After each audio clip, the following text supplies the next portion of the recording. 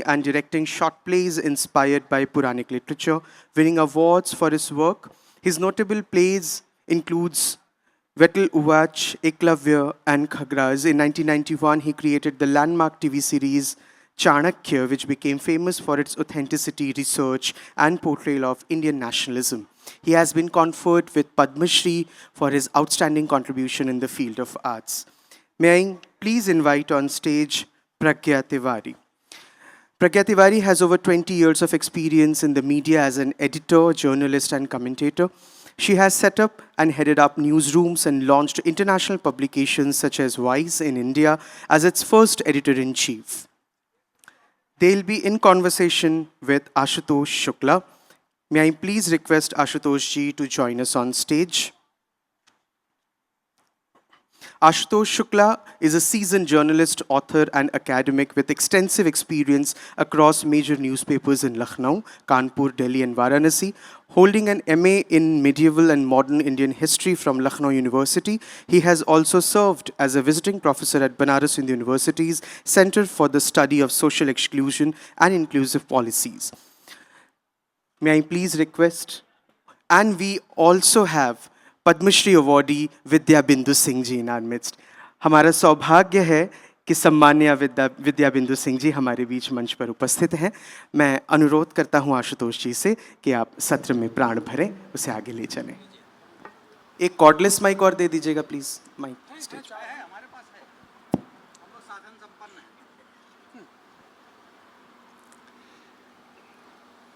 आप सब लोगों को बहुत बहुत नमस्कार है। मैं एक सत्र है जो हम लोग यहाँ पर भी जिस पर चर्चा करेंगे थोड़ा सा, लेकिन मैं बताना चाहता हूँ, हम लोग राम और अयोध्या पर बात कर रहे हैं। ये वो अयोध्या है, मैंने इसको 1990 से वैसे देखना शुरू किया, तो मैं ये कह सकता हूँ कि मैंने 92 से पहले का वो दौर भी देखा, उसके बाद का देखा जब जो भगवान का विग्रह था वो कहीं और गया और अब उसका ये नया रूप देख रहे हैं। तुलसीदास जब अयोध्या आए गोस्वामी जी, तो इसको देखकर बहुत विचलित हुए थे।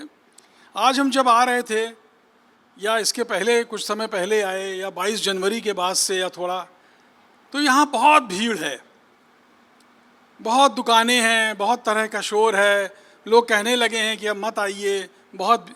लेकिन केवल 500 साल पहले इस अयोध्या में कोई झांकने नहीं आता था, और इसलिए यह समझिए कि तुलसी ने वो जो एक मानस लिखी जिसने लोगों में प्राणों का संचार किया, इसीलिए मैं मानता हूँ कि जितना अप्रतिम तुलसी का नायक है उतना ही अप्रतिम तुलसी उस नायक का गायक भी है जो गोस्वामी जी हैं। तो हम आज बहुत भाग्यशाली हैं कि अयोध्या को इस रूप में देख रहे हैं, क्योंकि ये बहुत सारी चीज़ों का प्रतीक है। और भगवान राम के बारे में कहना क्या, बहुत छोटी सी, चूँकि यहाँ आदरणीय विद्या बिंदु जी बैठी हैं, मैं एक छोटा सा क्योंकि वो लोक की प्रतिनिधि हैं, और देखिए लोक कैसे चीज़ों को लेकर चलता है। विवाह के बाद में भगवान राम अपनी ससुराल गए और बहुत दिन रह गए वहाँ, ये लोक है, आने का नाम नहीं ले रहे थे। तो यहाँ दशरथ के मंत्रियों को चिंता हुई राजा के कि ये वहाँ रह गए हैं और इतना अच्छा नहीं लगता, और दशरथ से कहा गया, तो दशरथ ने अपने मंत्री से कहा, तो मंत्री जी की समझ में आया, तो उन्होंने एक पत्र लिखा और उन्होंने लिखा कि आपके यहाँ का जो आपके यहाँ की सबसे निकृष्ट चीज़ है वो आप अयोध्या भेज दीजिए।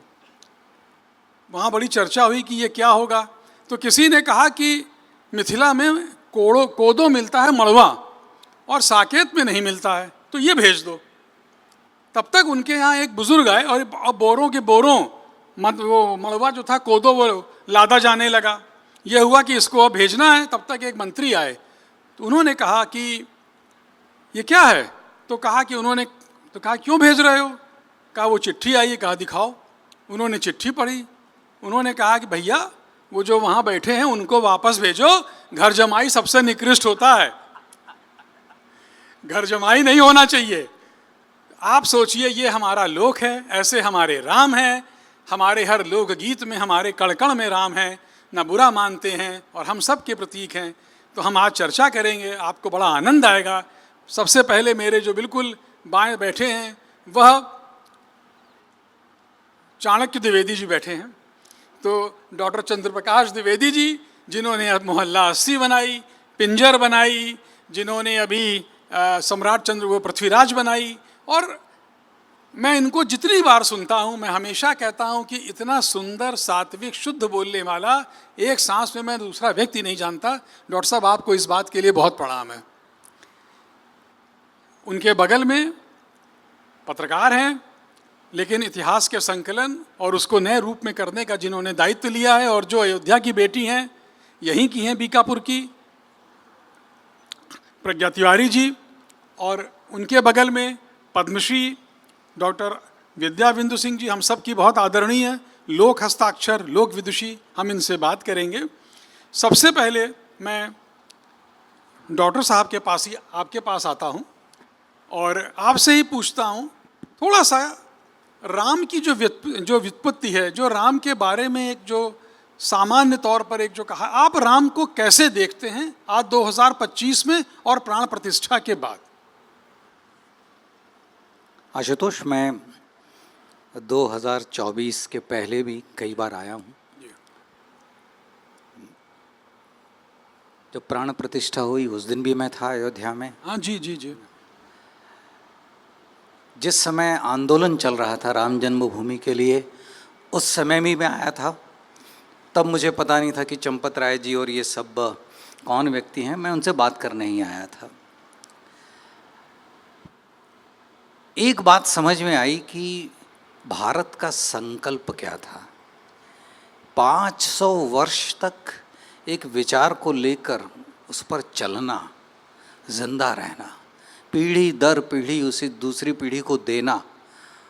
इतिहास में शायद ये एकमात्र ऐसा प्रसंग होगा जिसमें इतिहास का चक्र उल्टा घूमता है।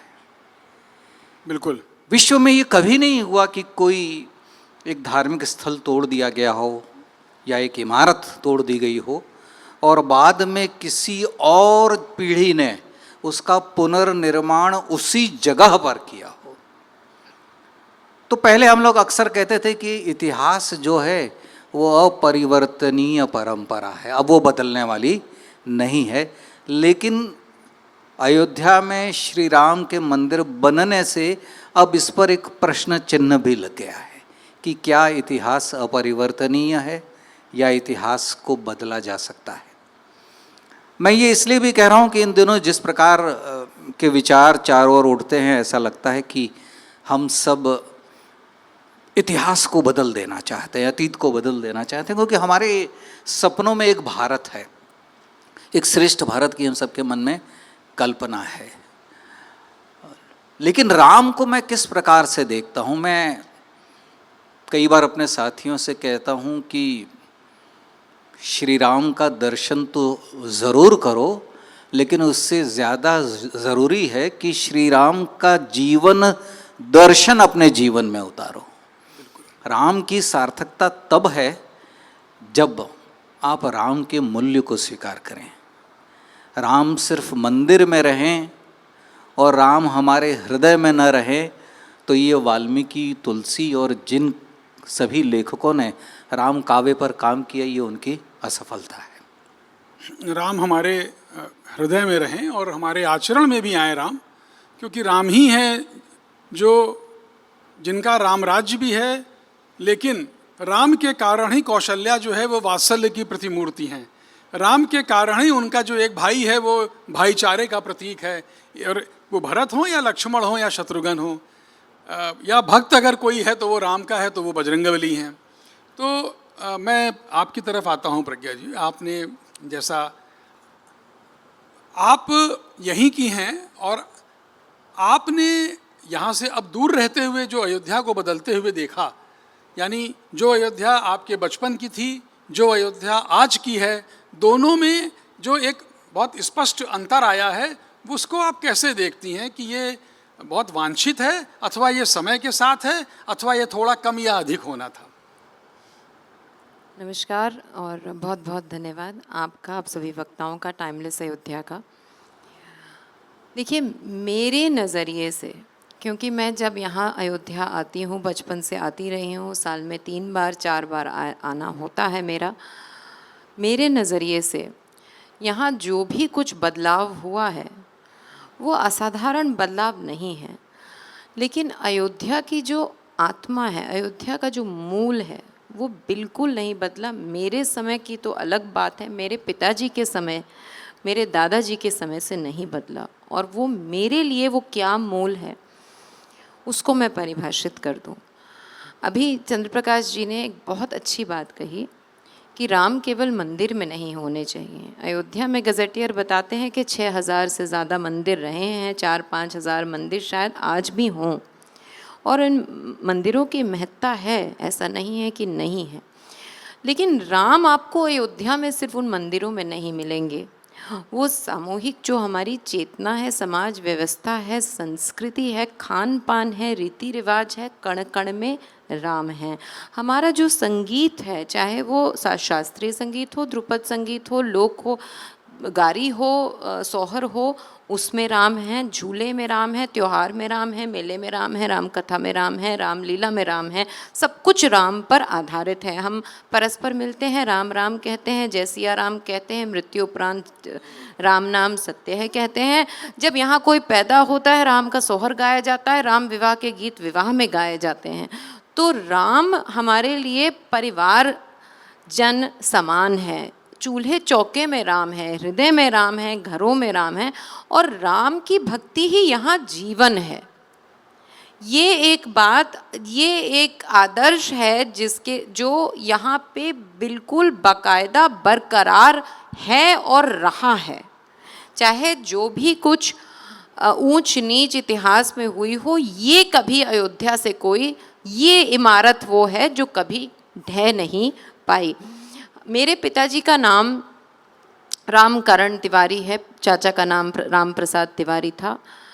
हर पुरुष का मेरे गांव में नाम राम से शुरू होता है। नाम से ज़्यादा व्यक्तिगत शायद कुछ ना हो, तो उस हिसाब से देखें तो हमारी जो पहचान है वो भी राम में विलीन है। एक बात और कह दूं कि यहाँ के राम हैं कौन और क्यों राम घर घर में हैं।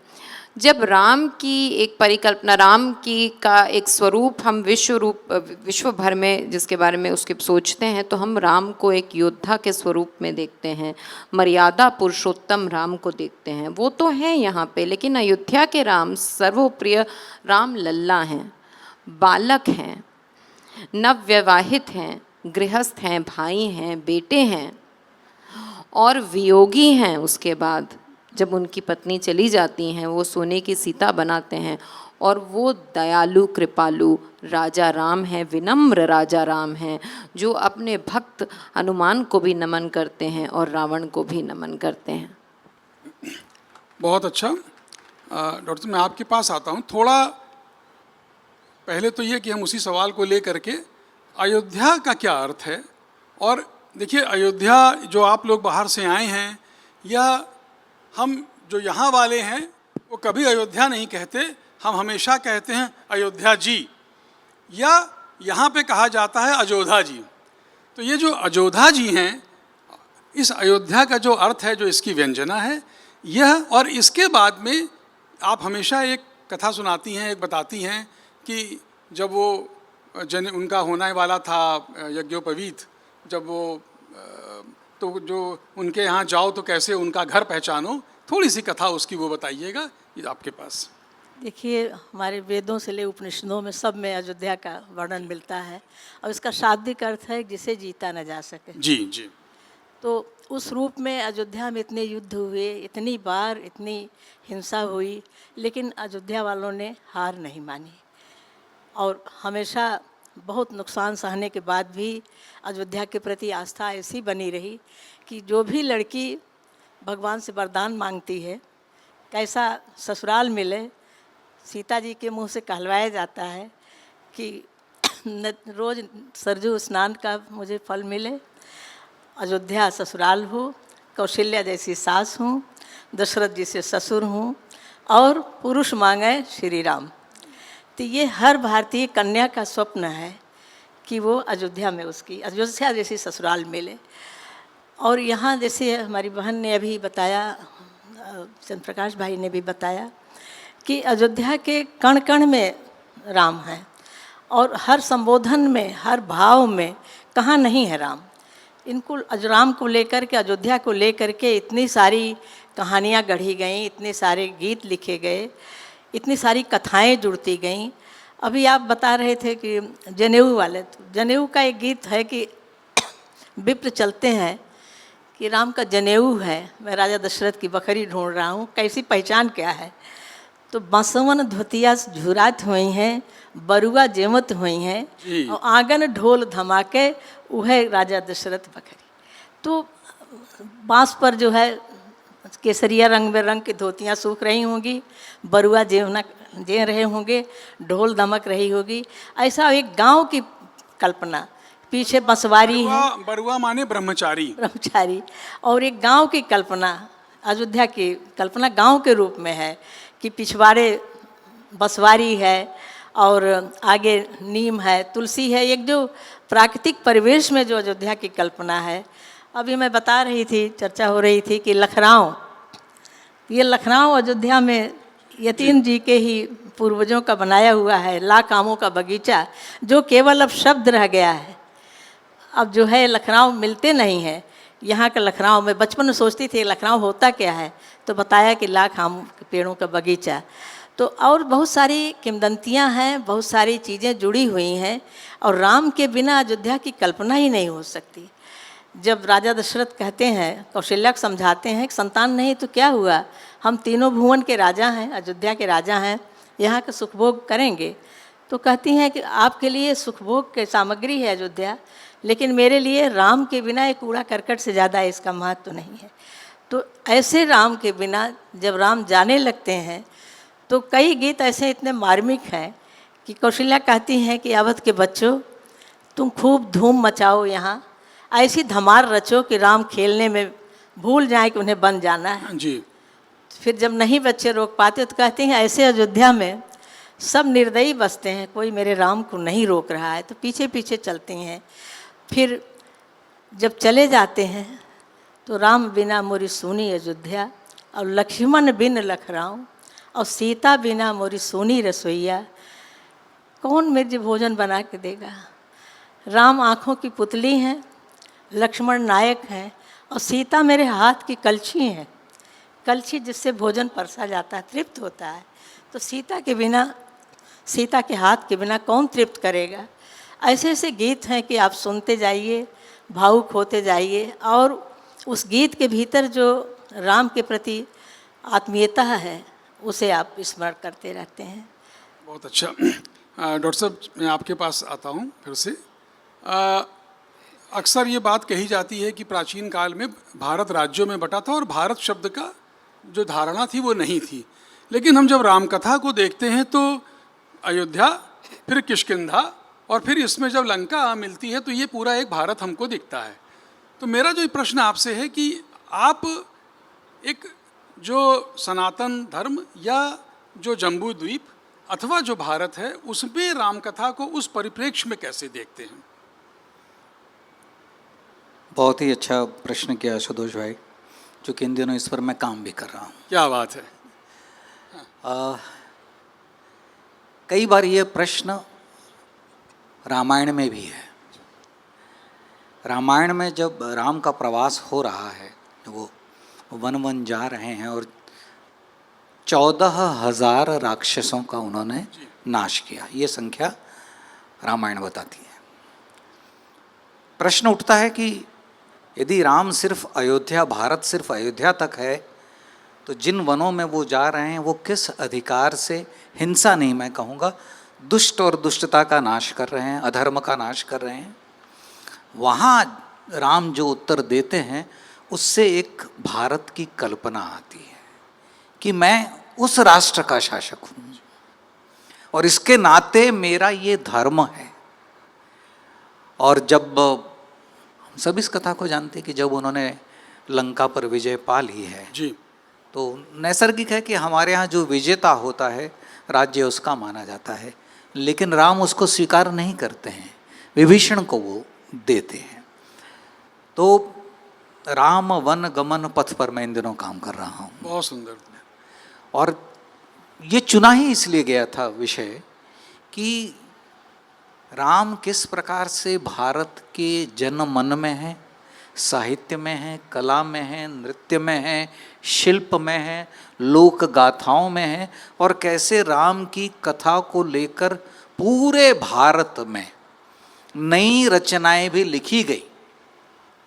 हर समाज ने अपनी समस्याओं का समाधान राम को लिया और उससे कोई एक कहानी रच दी गई और आपके लिए वो एक नई कहानी तैयार हो जाती है। जो इतिहासकार हैं वो कहेंगे कि वाल्मीकि रामायण को यदि मैं प्रमाण मानता हूँ तो मैं इसको प्रमाण कैसे मानूं, परंतु मुझे लगता है कि राम की कथा की जो द्रव्यता है, जो लचीलापन है, वो यही है कि राम के गुणों को हर लेखक उठा रहा है और उससे एक दूसरी रचना कर रहा है, और इसीलिए हमारे यहाँ 300 रामायण है। लेकिन आपके मूलभूत प्रश्न पर, राम के पहले भी, रामायण के पहले भी भारत की एक सुस्पष्ट कल्पना हमें वेदों में भी मिल जाती है, तो उसका समर्थन रामायण भी करती है। और उसके बाद तो आपने बहुत सारे विष्णु पुराण से लेके अनेक पौराणिक ग्रंथों में, महाभारत में भी विशद रूप से भारत का वर्णन मिलता है। लेकिन मैं, जो दीदी बता रही थी, मुझे बड़ा लोकगीत सुनकर, जब आपने कहा केसरिया, भगवा के आसपास का वो जो रंग है धोती का, उस समय मैं विचार कर रहा था कि जिस किसी ने भी ये लोकगीत लिखा है वो शास्त्र सम्मत लिखा है। बिल्कुल बिल्कुल। शास्त्र सम्मत इसलिए लिखा है कि हमारे यहाँ ब्रह्मचर्य में अलग अलग वर्ण के विद्यार्थी को कौन से रंग की धोती पहननी चाहिए। जी जी जी। यानी ब्राह्मण अगर विप्र वर्ग का बालक है तो उसको कौन सी, क्षत्रिय है तो उसके लिए कौन सी, और वैश्य है तो उसके लिए कौन सी। तो जैसे ही आपने बताया कि वो लगभग केसरिया रंग की, तो मैं हतप्रभ रह गया कि लोक काव्य में भी जो ऐतिहासिक संदर्भ है, सूत्र लिटरेचर में ये सारे इसके डिटेल मिलते हैं, तो मैं हैरान था। तो मुझे लगता है कि लोक काव्य को भी कुछ समय के बाद मुझे देखना पड़ेगा कि उसमें कहाँ कहाँ इतिहास के बिंदु छिपे हुए हैं। देखिए, अब डॉक्टर साहब तो लोग विदुषी हैं, पर मुझे ऐसा लगता है कि आप लोक को जब शास्त्रीयता में, जब एक बंधन में, परिभाषा में बांधते हैं तो वो शास्त्र हो जाता है। वरना लोक तो अप्रतिम है, सब हम लोक में ही हैं। डॉक्टर साहब, हमने, चूँकि आपने भी एक बात कही और आप काम कर रहे हैं, तो एक प्रश्न आपसे फिर मेरा आता है, और वो रामकथा की प्राचीनता को लेकर है, और यहाँ प्रासंगिक है वो।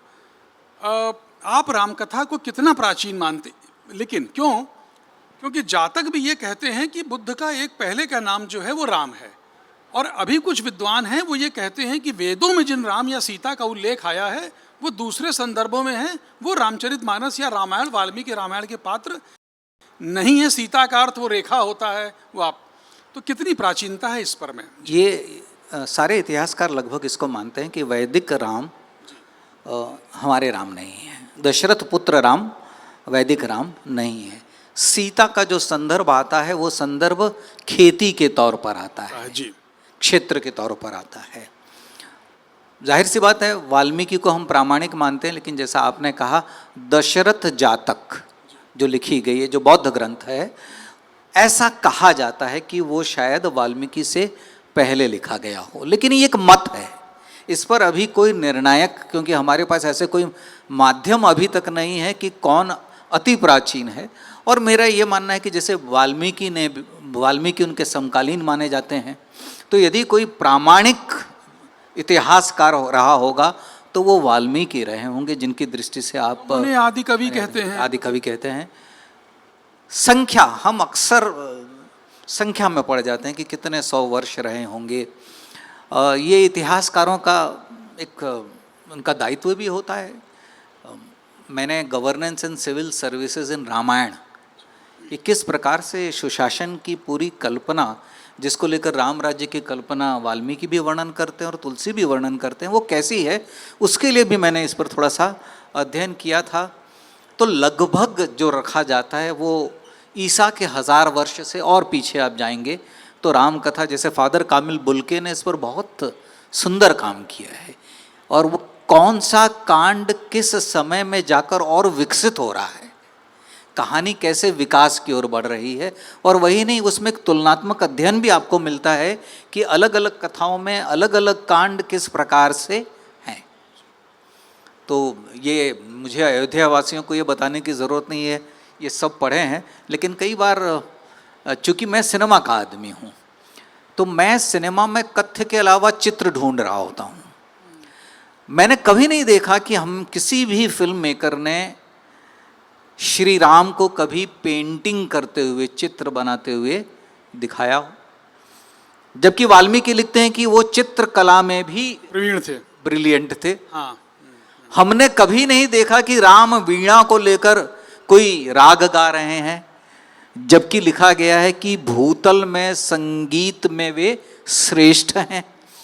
सो कहने का तात्पर्य है कि वाल्मीकि ने जिस प्रकार के राम के गुणों का वर्णन किया है वो तुलसी से बिल्कुल अलग है।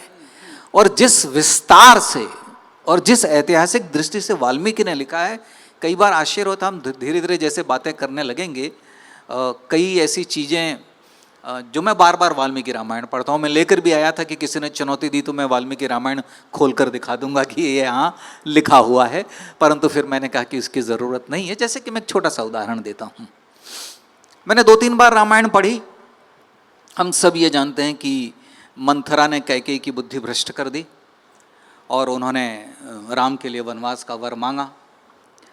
लेकिन मैं एक विद्वान का निबंध पढ़ रहा था, एक पुस्तक पढ़ रहा था, उसमें उन्होंने इसका उद्धरण दिया कि नहीं, वाल्मीकि ने इस बात को बड़े स्पष्ट तौर पर लिखा है कि दशरथ को इस बात की पहले आशंका हो चुकी थी, ऐसा कुछ होने वाला है। और उन्होंने वो श्लोक क्रमांक भी दिया। मैंने कहा मैंने इतनी बार पढ़ा है, मेरे ध्यान में क्यों नहीं आया? तो मैंने वापस रामायण खोली, वही श्लोक क्रमांक देखा और वो है। वो इस प्रकार से है कि जिस दिन राम के राज्याभिषेक का निर्णय हुआ कि अब कल राम का राज्याभिषेक होगा, उसी दिन दशरथ श्री राम को वापस बुलवाते हैं और वो कहते हैं कि श्री राम, जिसके पहले भरत लौट आए तुम शीघ्र ही अपना अभिषेक करवा लो। ये पंक्ति क्यों आई कि भरत जिसके पहले लौट आए? क्योंकि इनको कहीं ना कहीं ये आशंका है कि जैसे ही भरत आएगा इस कार्य में विघ्न होगा। तो कई बार हम लोग कथा के भाव प्रवाह में बह जाते हैं और लेखक ने उसके साथ और जो कुछ कहा है वो कई बार हम मिस कर जाते हैं। हाँ, आपने अभी थोड़ी देर पहले प्रज्ञा जी एक बात कही थी कि उसी प्रवाह में कि यहाँ पर और बहुत से मंदिर हैं। तो अयोध्या के जो और मंदिर हैं, थोड़ा सा अगर उनके बारे में आप प्रकाश डाल सकें। 6000 कुछ मंदिर गज़ेटियर्स में बताए जाते हैं, 3-4 हज़ार शायद आज भी हों यहाँ पे। और को फेस्टिवल डायरेक्टर यतीन्द्र, पता नहीं वो यहाँ है या नहीं, लेकिन काफ़ी खूबसूरती से उन्होंने कुछ मंदिरों के बारे में लिखा है। आप में से जो अयोध्या के हैं उनकी तो अलग बात है, लेकिन जो अयोध्या आए हैं वो शायद कनक भवन, हनुमानगढ़ी और जन्मभूमि तो ज़रूर जाएंगे। लेकिन उसके अलावा कई और ऐसे मंदिर हैं जो मेरे काफ़ी प्रिय हैं। ऐसे हज़ारों मंदिरों की तो मैं बात नहीं कर सकती। उनके एक तो मंदिरों के मैंने आपको के बारे में बताती हूँ, अगर आप जानकार नहीं हैं तो वहाँ जाके ज़रूर देखें। एक तो जो ये VIP रोड जाता है जन्मभूमि को, उससे ठीक लगा हुआ रंग महल मंदिर है। वो मेरा शायद सबसे प्रिय मंदिर था जब मैं छोटी थी, क्योंकि रंग बिरंगा मंदिर है बहुत। और ये जो राम के कुल देवता हैं, श्री रंग जी का मंदिर था। वहाँ माना जाता था कि कौशल्या देवी वहाँ उनकी पूजा अर्चना किया करती थी। और जो हम अभी कह रहे थे इससे पहले कि राम अयोध्या के कण कण में है, वहाँ आज भी अगर आप शायद अभी भी चले जाएं तो वहाँ एक आध यज्ञ हो रहे होंगे। और वहाँ ये माना जाता है कि जिस तरह से दशरथ ने पुत्र या पुत्री प्राप्ति के लिए यज्ञ किया था, अगर वहाँ आज कोई भी यज्ञ करे तो वहाँ पे उसको भी संतान का सुख मिलेगा।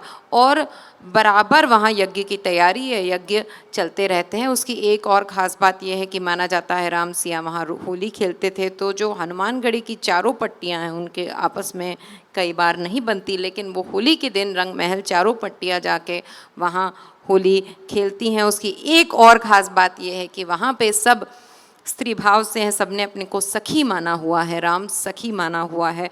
तो वहाँ पे जब अगर आरती होती है तो पुरुष कर रहे हो या महिला कर रही हूँ, सभी के सर पे घूंघट रहेगा। तो ये बातें मैं इसलिए बता रही हूँ कि ऐसी बहुत छोटी छोटी प्रथाएं हैं इन मंदिरों की जो शायद वक्त के साथ लुप्त हो जाएं, क्योंकि एक होमोजेनाइजेशन की तरफ हमारी एक टेंडेंसी होती है।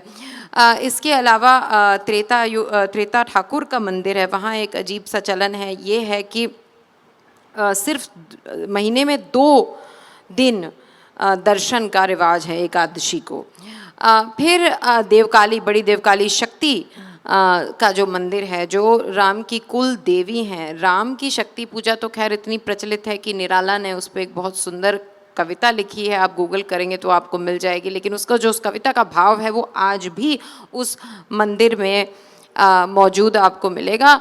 एक मणि पर्वत है, उसके बारे में ये कहा जाता है कि जब उनका राज्याभिषेक होने वाला था, दुनिया भर से मणियाँ आई थी, लेकिन रुक गया तो उसका उन मणियों का एक पर्वत बन गया। वहाँ झूलन उत्सव होता है।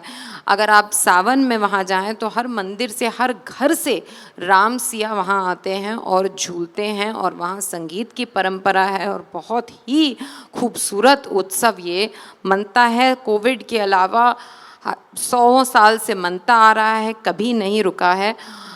तो उसके आसपास तिलई नदी जो अब लुप्त है, उसका भी काफ़ी प्रचलन है। और अंत में शायद मैं लक्ष्मण किला की बात करूं, जो बहुत ही सुंदर मंदिर है। वहाँ पे माना जाता है कि लक्ष्मण जी ने समाधि ली थी।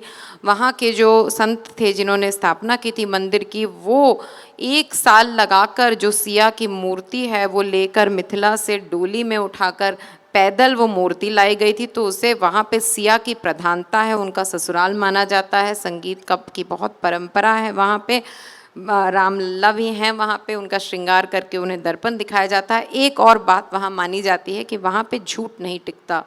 तो लोग मीडिएशन के लिए अयोध्या के आसपास के जो गांव हैं, वो वकीलों की जगह जाने की जगह राम किला जाते हैं या जाया करते थे कि वहाँ पे किसी का झूठ नहीं टिकेगा। तो अगर मैं और आप बात कर रहे हो, मैं झूठ बोल रही हूँ कि उन्होंने मुझे पैसे नहीं दिए हैं, तो वो झूठ जाहिर हो जाएगा। सरजू तट पे ये मंदिर है। और अंत में सरजू की बात मैं ज़रूर करूँगी। विष्णु के आंसुओं से बनी हुई ये हमारी नदी है।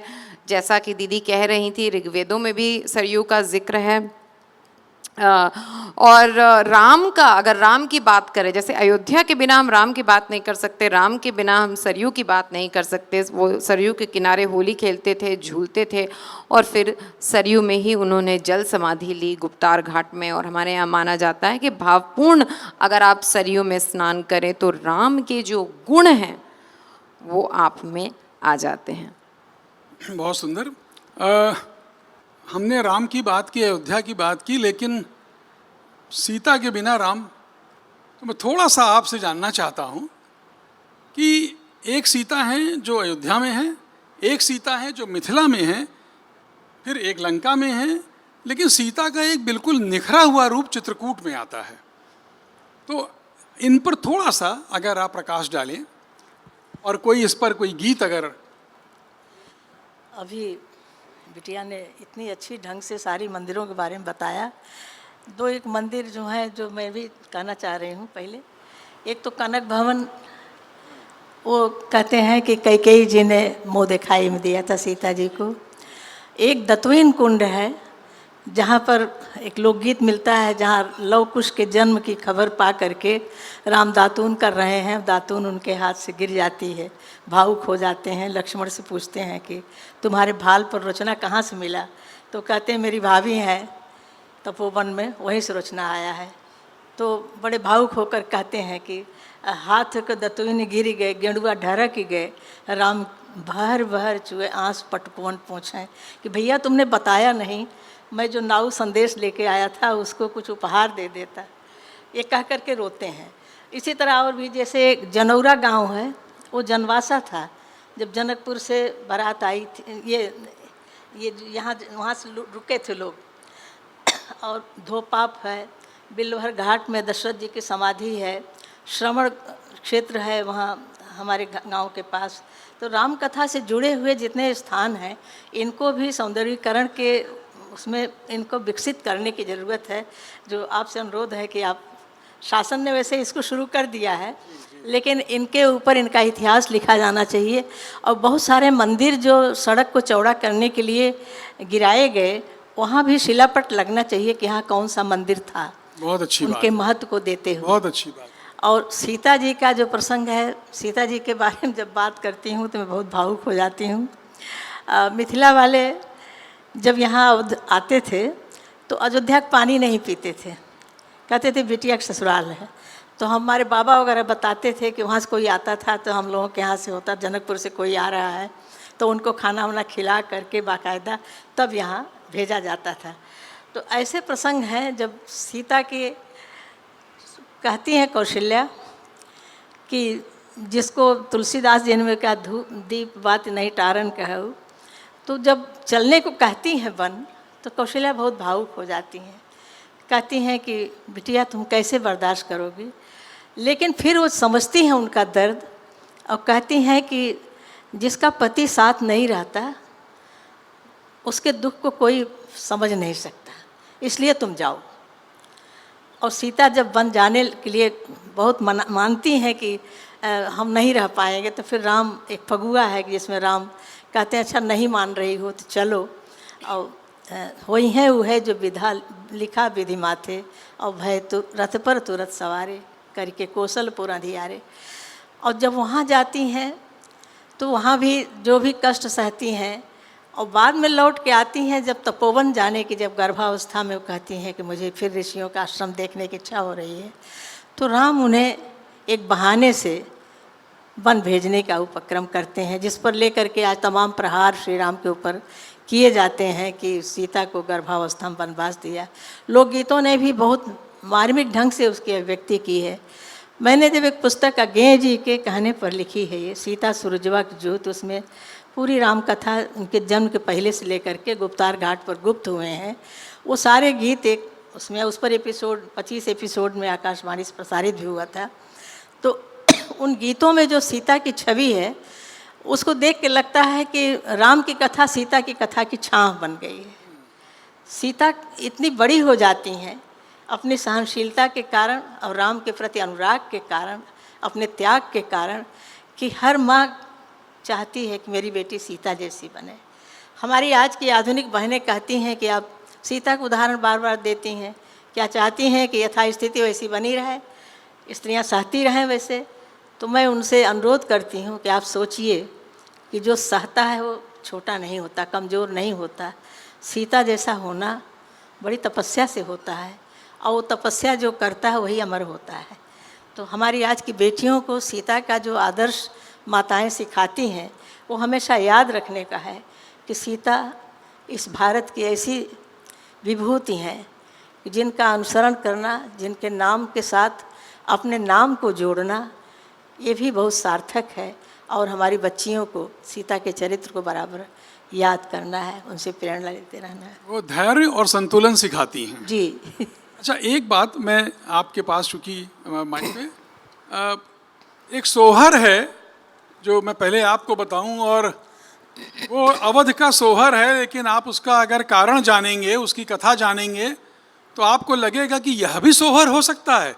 लेकिन यही इस देश की सहिष्णुता है, और इसका जो आपने कहा कि जो द्रव्यता है राम कथा की, बहुत सुंदर प्रयोग है, लचीलापन से बेहतर शब्द है द्रव्यता। तो मैं अब आग्रह करूंगा, छापक पेड़ छिवलिया, बहुत संक्षेप में अगर थोड़ा सा उसके बारे में बता के 2 लाइनें और प्रकाश डाल दें। ये राम की छठी का गीत है और हर छठी में गाया जाता है। ये एक तरह से पूरी तरह से शोक गीत है और मंगल के अवसर पर गाए जाते हैं। तो इसमें लोगों ने इसका अर्थ दिया, प्रगतिशील बंधुओं ने, बहनों ने, कि ये सामंतवाद के खिलाफ एक जन सामान्य की आवाज़ है। बहुत सुंदर। लेकिन ऐसा नहीं है। मैंने अज्ञेय जी से, आदरणीय डॉक्टर विद्यानिवास मिश्र जी से इसके बारे में जो व्याख्या सुनी तो मुझे लगा कि यही उसका असली भाव है। उनका ये कहना था कि हम अपने प्रसन्नता में अपने आसपास के परिवेश को भूल जाते हैं कि कोई और दुखी हो सकता है। इसमें हिरनी उदास खड़ी है, हिरन पूछता है कि क्या तुम्हारा चारागाह सूख गया है कि पानी बिना मुरझाई हो। तो कहती है कि नहीं, ऐसा कुछ नहीं है, आज अभी राजा के शिकारी आ रहे हैं, तुम्हारा वध हो जाएगा, मैं इसलिए उदास हूँ। तो कहती है कि भैया बहेलिया मेरा वध कर दो, मेरे हिरन को छोड़ दो। तो कहते हैं नहीं, हम मादा का वध नहीं करते, ये हमारी भारतीय संस्कृति है, मादा के वध का निषेध है, फली फूली डाल को नहीं काटते। तो वो कहते हैं नहीं, हम तो हिरन का ही वध करेंगे, और हिरन को मार देते हैं। तो पीछे पीछे वो जाती है और कौशल्या से कहती है, मचियाँ ही बैठी रानी कौशल्या, और हिरनी अर्ज करे कि ये मांस जो है रसोई में पके, लेकिन इसकी खाल मुझे दे दीजिए, तो मैं पेड़ पर टांग दूंगी, और जब ये खाल हिलेगी तो मुझे लगेगा कि मेरा हिरन कुलांचे भर रहा है। कितना मार्मिक गीत है ये। तो कौशल्या जी कहती हैं कि नहीं, इसकी तो खजड़ी बनवाऊंगी जो मेरे राम खेलेंगे। इस गीत पर बड़ी सारी आपत्तियां हुई, लेकिन ये रानी कौशल्या, राम की माता कौशल्या ही नहीं, ये जन सामान्य के लिए है कि हम अपनी प्रसन्नता में अपनी आसपास की प्रकृति को न भूल जाएं, किसी के दुख को न भूलें। तो खजड़ी जब बजती है तो अंतिम पंक्तियाँ उसकी बड़ी मार्मिक हैं कि जब जब बाजे खजड़िया शब्द सुनी अनकई हो, और हरिणी ठाढ़ी ढकुलिया के तरह हिरन के बिसूरई हो। हमारे अवधि में यहीं पर गीत खत्म हो जाता है, लेकिन भोजपुरी में उसमें हिरनी शाप देती है कि जिस तरह मैं अपने हिरन के लिए बिसूर रही हूँ रानी कौशल्या, उसी तरह तुम्हारे राम वनवास जाएंगे, तुम्हारे दशरथ से बिछोह होगा। तो ये अवध की संस्कृति है जो क्षमा करना जानती है। हिरनी क्षमा कर देती है, और उसकी करुणा जो उसके कान उटेर करके वो सुनना, वो पूरे विश्व में शोक की ऐसी व्याप्ति हो जाती है उससे कि लोग सोचने के विवश हो जाते हैं कि इसकी करुणा में भीगना ही राम को स्मरण करना है। आप इस गीत को जब भी मन से सुनेंगे, मन से पढ़ेंगे, तो ये संभव नहीं है कि आपकी आंखें ना भर आएं। ये एक ऐसा लोकगीत है और एक ऐसा प्रसंग है कि बहुत भावुक करता है, और फिर हमको बार बार ये सोचने के लिए बाध्य करता है कि हम कितने लचीले समाज और संस्कृति और सहिष्णुता से होकर आए हैं। मैं आपके पास मैं थोड़ा सा उसी, चूँकि आपने ये कहा कि मैं इस पर काम कर रहा हूँ, तो मैं अपना लोभ संवरण नहीं कर पा रहा हूँ। इसीलिए जब दीदी बोल रही थी तो मुझे लगा कि एक बात जो हम लोग पढ़ते वक्त उसका उत्तर नहीं ढूंढ पाए हैं अभी तक, मैं वो प्रसंग भी बता देता हूँ लोगों को। जी जी। क्योंकि सीता के बारे में हम लोग बात कर रहे थे कि जब वनवास के लिए जा रहे हैं तो वाल्मीकि लिखते हैं कि वशिष्ठ ने एक समय के बाद जब उनसे रहा नहीं गया तो उन्होंने विरोध किया, और उन्होंने स्पष्ट शब्दों में कहा कि सीता श्री राम की अर्धांगिनी है, और इसलिए वे उस अधिकार से अयोध्या के सिंहासन पर बैठेंगी। ये कितनी बड़ी क्रांति हो सकती थी उस समय कि अयोध्या के सिंहासन पर सीता जी बैठें। लेकिन वाल्मीकि ने जिसका उत्तर नहीं दिया है, क्योंकि उसके बाद सीता जी गई हैं, तो इस प्रस्ताव का विरोध किसने किया होगा? राम ने तो नहीं किया होगा, क्योंकि राम तो चाहते ही नहीं थे कि सीता वनवास को जाए। तो मेरा ये अनुमान है कि इसका विरोध सीता ने ही किया है कि मैं अयोध्या के सिंहासन पर नहीं बैठूंगी, और वो राम के साथ जाने के लिए तैयार होती। तो ऐसे कई जो जहाँ से ये बात शुरू हुई थी कि राम की कथा में कहीं हमने सीता के त्याग को भुला तो नहीं दिया है, नहीं, महाकवि ने उसके बहुत सारे ऐसे प्रसंग छोड़े हैं जो मुझे लगता है कि समय के साथ जो नए साहित्यकार आएंगे या इतिहासकार आएंगे वो उसके और बिंदुओं को व्याख्या करेंगे। जैसे आप अयोध्या में आते हैं और यहाँ अनुभूति करते हैं, मैं जितनी बार चित्रकूट जाता हूँ मुझे सीता बहुत वहाँ महसूस होती हैं। अब वो जो सती अनुसुईया के साथ उनका प्रसंग है, आप मंदाकिनी पर जाइए और आपने अगर मानस को या वाल्मीकि रामायण को, तो आपको लगेगा कि यहाँ पर कहीं, क्योंकि उनका जो एक राम का भी और सीता का भी, जिसको हम दलित वंचित समाज कहते हैं, उसके साथ जो खड़े होना, उनके लिए काम करना, वो तो चित्रकूट में ही हुआ है, चित्रकूट में और किष्किंधा में। फिर वो सेना बनती है और फिर वो आगे चलते हैं, तो वो बहुत आप उसको अनुभूत करेंगे वहाँ पर। मैं आपके पास, चूँकि आपने कहा भी, और आप समय 5 मिनट, अच्छा, तो हाँ, मैं एक फिर आप पर एक सवाल पूछता हूँ डॉक्टर साहब, उधर से आ रहा है। और आजकल वेब सीरीज़ का ज़माना है, फिल्म बन रही है, फिल्म बनी है। बहुत पहली एक बजरंग बली पर एक आई थी बड़ी फिल्म, और उसका एक गीत है चुटकी बजाए जा तू प्यारे हनुमान, बड़ा मशहूर हुआ था। क्या आपको लगता है कि राम कथा पर, या आपके मन में है कि हम राम को केंद्र में रख करके, अयोध्या को केंद्र में रख के कोई फिल्म या कोई वेब सीरीज़ लाएं? मैं हमेशा से सोचता था जितनी बार कोई राम पर काम करता है मुझे उससे ईर्ष्या होती है। ईर्ष्या ये होती कि ये इतिहास मुझे क्यों नहीं चुन रहा है इसके लिए। लेकिन हर बार संतोष होता है उनके काम को देखकर कि जिसने भी ये फिल्म बनाई है उसने रामायण नहीं पढ़ी है। ऐसा इसलिए मैं कह रहा हूँ कि जितनी बार वो विवाद होता है तो वो विवाद ही इसलिए होता है कि यदि लेखक ने पढ़ा होता तो ये विवाद ना होता। जैसे मेरे लिए ये बचा हुआ है जो मैंने इस बार चुरा लिया है, हालांकि रामायण पर काम नहीं है। हमने कभी कोई ऐसा चित्र नहीं देखा जिसमें लक्ष्मण की पीठ पर बोझ हो। तो आप कहेंगे कि लक्ष्मण की पीठ पर बोझ क्यों होना चाहिए? क्योंकि हम भूल गए कि जब सीता जी को वनवास दिया जा रहा है तो दशरथ जी कोषाध्यक्ष को आज्ञा देते हैं कि सीता जी वन में, ये वशिष्ठ ने कहा है कि सीता वन में तपस्वी के वेश में नहीं रहेगी क्योंकि वनवास उनको नहीं मिला है। सीता जी वन में सभी श्रृंगार करके रहेंगी जी। इसलिए 14 वर्ष के लिए पर्याप्त आभूषण और वस्त्र दिए जाएं। तो 14 वर्ष के लिए किसी स्त्री को वस्त्र और आभूषण दिए जाएं तो वो कितने हो सकते हैं उसकी एक कल्पना, और वो किसने उठाया होगा। और मित्रों, मैं सिनेमा का आदमी हूँ, मैं कंटिन्यूटी ढूंढता हूँ। तो मैंने देखा कि वाल्मीकि ने इस बात को कहाँ तक लिखा है। तो जब गंगा में बेड़ा बनाकर जा रहे हैं वहाँ वाल्मीकि ने ये लिखा है कि उन्होंने वो जो पेटिका बनाई है, जो बकरी के काले रंग के चमड़े से बनी हुई पेटिका है, वह पेटिका लक्ष्मण ने बेड़े पर रखी। यानी हमारे वाल्मीकि बिल्कुल फिल्म लिख रहे थे, उनको कंटिन्यूटी का पूरा ध्यान था कि मैंने जो लिखा है। सो इस तरह की बहुत सारी चीज़ें जिनको हम कहते हैं डिटेल। जैसे आज आप सबके अधिकतर घरों में कोई ना कोई डोमेस्टिक हेल्प या आपका हाउस मैनेजर होगा जो आपके लिए काम करता है, और यदि हम उससे रुष्ट हो जाते हैं या हम कहीं बाहर जा रहे हैं तो उसको उसकी तनख्वाह देने में आनाकानी करते हैं।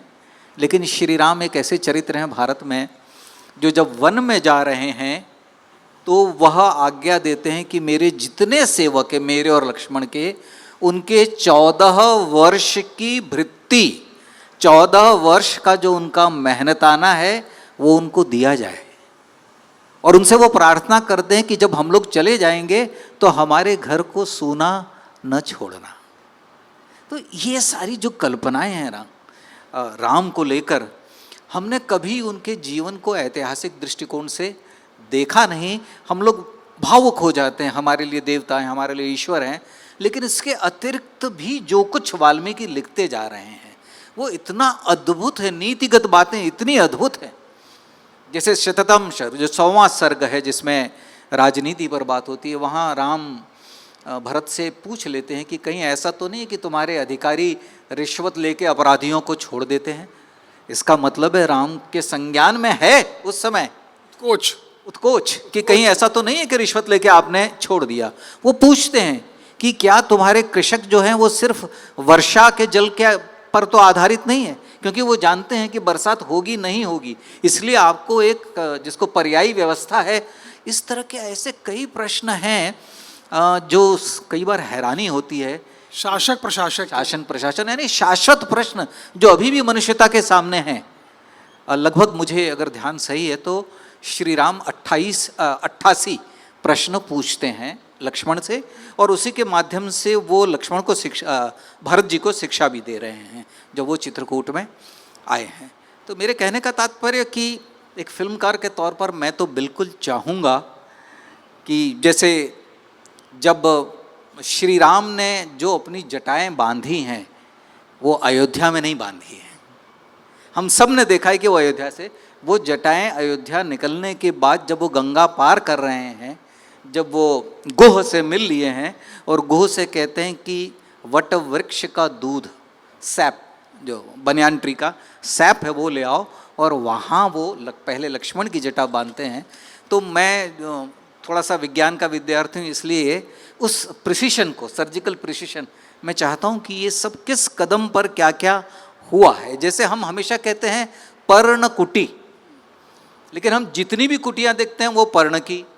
अब जैसे मेरे एक लेखक ने, मैं ये कह के अपनी बात समाप्त करता हूँ, उसने लिखा कि एक जगह सीता जी चावल पका रही हैं। अब प्रश्न ये है, मैंने उसको सूचित किया, प्रश्न ये है कि जब वाल्मीकि रामायण में बार बार कि जो फल स्वयं गिरे हों, जो तोड़े नहीं गए, जो फल स्वयं भूमि पे गिरे हों, उन्हीं का वो सेवन करेंगे, तो फिर ये चावल कहाँ से आया, ये कहाँ से? तो इसका उत्तर आपको कौशल्या के संवाद में मिलेगा कि कौशल्या कहती है कि मेरा पुत्र उच्छिष्ट वृत्ति से कैसे जिएगा। ये उच्छिष्ट वृत्ति क्या है? ये उच्छिष्ट वृत्ति ये है कि खेत से जब कोई अपने घर अनाज ले जा रहा है और वो रास्ते में गिर जाए, उस पर अधिकार बिन कर आप उसको अपने प्रयोग में ला सकते हैं, तो ये उच्छिष्ट वृत्ति है। तो ऐसा माना जा सकता है कि उस समय लक्ष्मण या सीता किसी ने जो दाने जमीन पर गिरे हैं उसे उठाया होगा। इसलिए कई बार जो लोग कल्पना में भी लिखते होंगे उसके पीछे कोई न कोई परंपरा है, और उस परंपरा, जैसे मैंने उसे कहा कि बिल्कुल तुम चावल बनाओ क्योंकि अग्नि प्रकट की जा सकती है साधन। तो जैसे अभी मेरे दिमाग में एक हमेशा प्रश्न रहता है कि पानी कैसे लेकर आते होंगे, कुआं तो नहीं है, सो या तो दोना बनाते होंगे या कुछ। तो कहने का तात्पर्य कि एक फिल्म मेकर के नाते आपके सामने बहुत सारी चुनौतियाँ होती हैं, और मैं चाहता हूँ मुझे सबसे कठिन चुनौती मिले, और मैं कोशिश करूँ कि जो वाल्मीकि ने शब्दों में लिखा है मैं उसे चित्रों में। नहीं, आप नहीं चाहते हैं, हम सब भी ये चाहेंगे कि आप बनाएं, क्योंकि हमें मालूम है कि जो आपका बनाया होगा, अगर आप अभी से वो सोच रहे हैं। जैसे मैं ये जानना चाहूँगा, आपने जो गुरु जी की बात की, ये जटा बांधने वाली, ये भारद्वाज आश्रम की बात है? नहीं, जब गुह से वो मिल लेते हैं, अच्छा, गुह से मिल, गुह से कहते हैं कि नौकाएं तैयार करो, गुह से और हाँ, और उसके बाद वो गुह से कहते हैं कि ठीक है लेकर आओ। मुझे लगा कि आपने गुरु कहा। नहीं, गुह गुह गुह कहा है। हमारी चर्चा, मुझे लगता है कि आप लोगों को लगा होगा, कई प्रश्न, इतने अच्छे वक्ता हमारे, उन्होंने अपनी बात कही। मैं आप लोगों की अनुमति से और आपके एक छोटा सा एक यहाँ पर बस हो रहा है समाप्त। तो हम आने वाले का भी समय लेंगे, चिंता मत कर। चूँकि हम राम की बात कर रहे हैं, और अभी हमारी एक वक्ता ने, प्रज्ञा जी ने, सरयू जी का जिक्र किया। एक अपने कवि हुए हैं भारत भूषण जी, और उनकी एक कविता है राम की जल समाधि। मैं उसका, बहुत लंबी है, मैं बीच बीच में उसको थोड़ा सा पढ़ता हूँ। मुझे लगता है कि यह अवसर अयोध्या में है, और मैं जब गुप्तार घाट में जाता हूँ, जहाँ ये दो प्रकार के हैं, एक वो गुप्तार घाट है, एक और है उसके आगे। मानते हैं कि वो जो बाद वाला है, जो उतना प्रचलित नहीं है, वही असल है। लेकिन जो भी हो, वो यहाँ था या आगे था, या सरयू जी कहाँ थी, मुख्य बात ये है कि भगवान राम ने जल समाधि ली, और मुख्य बात ये है कि वो सरयू जी में ली, अयोध्या में ली, और एक कवि ने लिखा। तो मैं इसको जब पढ़ता हूँ, यहाँ पर आके अयोध्या में ज़रूर इसको कोशिश करता हूँ, बहुत भावुक। और हमेशा मेरी कल्पना में यह बात आती है, आप जब इसको सुनेंगे, कि सरयू जी हैं और एक चारों तरफ लाखों लोग हैं, और उनके पीछे, उनके सामने, उनके जो आराध्य हैं वो अदृश्य हो रहे हैं जल में। तो वो कितना रोए होंगे लोग, और कैसे उन्होंने उस दृश्य को झेला होगा, जिया होगा। बस बीच बीच में मैं थोड़ा थोड़ा पढ़ता हूँ, और बहुत समय नहीं लूँगा। शीर्षक है भारत भूषण जी, स्वर्गीय भारत भूषण जी मेरठ के थे, भारत भूषण अग्रवाल, अब वो नहीं है। पश्चिम में ढलका सूर्य उठा वंशज सरयू की रेती से, हारा हारा रीता रीता निशब्द धरा निशब्द व्योन, निशब्द अधर पर रोम रोम था टेर रहा सीता सीता। किस लिए रहे अब ये शरीर, ये अनाथ मन किस लिए रहे, धरती को मैं किस लिए सहूं, धरती मुझको किस लिए सहे। ये राम कह रहे हैं, तू कहाँ खो गई वैदेही, वैदेही तू खो गई कहाँ, मुझसे राजीव नयन बोले कांपी सरयू सरयू कांपी, देवत्व हुआ लो पूर्ण काम, देवत्व हुआ लो पूर्ण काम, नीली माटी निष्काम हुई, इस स्नेहहीन देह के लिए अब सांस सांस संग्राम हुई। ये राजमुकुट, ये सिंहासन, ये दिग्विजयी वैभव अपार, ये प्रियाहीन जीवन मेरा सामने नदी की अगमधार। मांग रे भिखारी लोक मांग, कुछ और मांग अंतिम बेला, इन अंचलहीन आंसुओं में नहला बूढ़ी मर्यादाएं। आदर्शों के जल महल बना, फिर राम मिले न मिले तुझको, फिर ऐसी शाम ढले न ढले। इसके बाद का एक है दो लाइनें, फिर एक हिरन सी किरण देह, आप प्रयोग देखिए, फिर एक हिरन सी किरण देह दौड़ती चली आगे आगे, आंखों में जैसे बाण सधा, दो पांव उड़े जल में आगे। पानी लो ना भी आया, पानी में चले गए हैं, पानी यहाँ तक आ गया है। पानी लो ना भी आया, आया लो ना भी पानी। जल में तम में जल बहता, ठहरो बस और नहीं कहता। जल में कोई जीवित दहता, फिर एक तपस्विनी शांत सौम्य, धक धक लपटों में निर्विकार, सशरीर सत्य सी सम्मुख थी। उन्माद चीरने लगा, पानी छाती छाती आया, आया छाती छाती पानी। इसके बाद में और छोड़ के केवल आखिर की 4 लाइनें हैं। सर्वस्व सौंपता शीश झुका, लो शून्य राम लो राम लहर। फिर लहर लहर, सरयू सरयू, लहरें लहरें, लहरें लहरें, केवल तम ही तम, जल जल ही जल केवल। हे राम राम, हे राम राम, हे राम राम, हे राम राम। ये भारत भूषण की है और बहुत मैं इसको पढ़ के वो हो जाता हूँ। आप सब ने, हमारे इतने सुंदर वक्ता, अपने क्षेत्र में इतने निष्णात, इतने दक्ष, जिन्होंने अपने काम से अपना हस्ताक्षर बनाया, हमने उनको सुना, वो यहाँ आए। यतीन्द्र जी का धन्यवाद, उन्होंने यह अवसर उपलब्ध कराया। टाइमलेस अयोध्या टाइम के आगे जाए, समय के आगे जाए, हम सब की यही कामना है। मंच से आप सबको बहुत धन्यवाद। मैं तो कहना चाहता था कि सुंदर वक्ता मैं नहीं हूँ, सुंदर वक्ता ये है। आप कह दीजिए। मैं क्षमा के साथ, आशुतोष जी ने कहा सुंदर वक्ता, मैंने कहा सुंदर विचार वाली और सुंदर दिखने वाली, दोनों ही हमारी। तो मैं कल तो समझ रहा था कि कल हमारी थोड़ी कुश्ती हुई थी, मेरी नहीं हुई थी, पर आज मुझे बहुत अच्छा लगा कि मैं इनको जानता हूँ।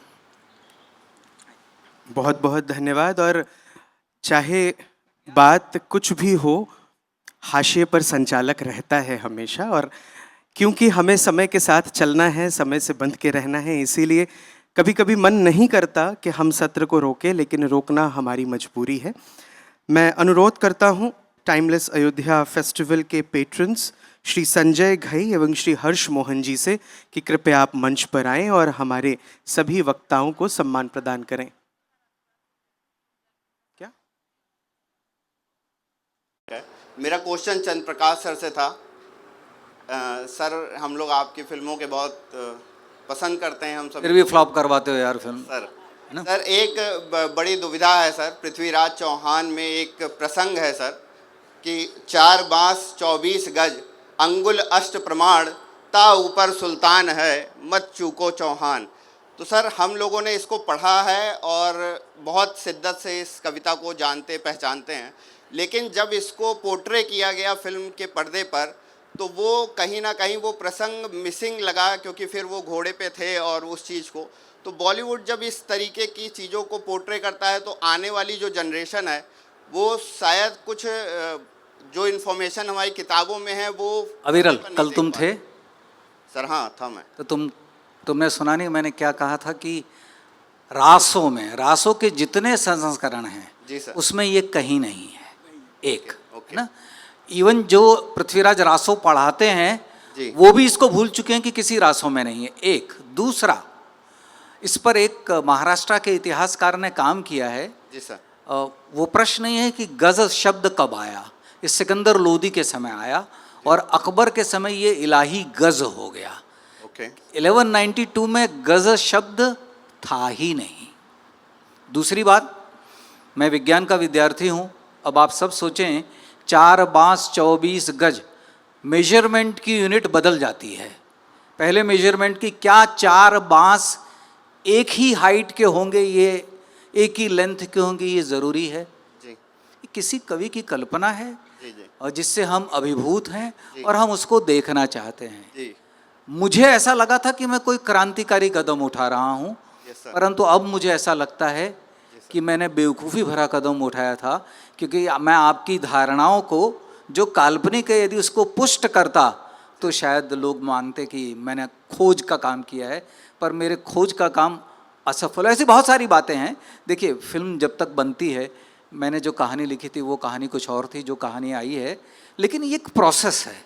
और जो इतिहास है, जैसे जयचंद्र को लेकर मैं आपको एक बात बताऊं, आपको जानकर हैरानी होगी, संस्कृत साहित्य में पृथ्वीराज एक पुस्तक है, आपको जानकर हैरानी होगी कि संयोगिता थी या नहीं थी, इस पर भी बहुत बड़ा प्रश्न चिन्ह है। जी संयोगिता के नाम अलग अलग काव्यों में अलग अलग है, भविष्य पुराण में अलग है, जी जो और प्रबंध बाद में लिखे गए हैं, हम्मीर महाकाव्य उसमें अलग है। सो कहने का मतलब है, जिन कहानियों पे हम काम कर रहे हैं उसमें कितना सच और कितना झूठ है वो कहना बड़ा मुश्किल है। Thank you sir, thank you. Jayachandra को हम लोग गद्दार कहते हैं। सर ने, अरे जयचंद्र तो उसके मोहम्मद गोरी तो उसके पहले भी आ चुका है। जी सर, जी वो तो 18 बार आ चुका। कई बार आ चुका है, तो कहाँ, और उन्होंने कोई अश्वमेध यज्ञ किया या राजसू यज्ञ किया, इसका कहीं कोई उल्लेख नहीं है। सो कहने का मतलब है, ठीक है, मुझे वो कहानी बहुत रोचक लगती थी। जैसे मैं आपको बता दूं कि रासो आप लोग ज़रूर पढ़िएगा, क्योंकि वो कहानी बहुत जिसको कहते हैं मनोरंजक है। रासो के अनुसार पृथ्वीराज स्वयंवर में गए ही नहीं थे। जी सर। और जब वो स्वयंवर में नहीं गए हैं, इसलिए संयोगिता ने उस मूर्ति को माला पहना दी है। और उसके बाद अब पृथ्वीराज के लिए चुनौती है कि एक स्त्री ने वो साहस किया जो साहस मैं नहीं कर पाया, अब मृत्यु क्यों ना आए, मैं जाऊंगा। और असली में कहानी वो एक किडनैप ड्रामा है, 3 दिनों के भीतर वो कैसे। लेकिन मैं जिस इंडस्ट्री में काम करता हूँ उसमें बिना गाने जाने दो दूसरों की निंदा करना हत्या होता है। Thank you. बहुत बहुत धन्यवाद। मैं अनुरोध करता हूँ मनीष सक्सेना जी से कि कृपया आप मंच पर आएं और हमारे सभी सम्मानित वक्ताओं को सम्मान वस्त्र प्रदान करें।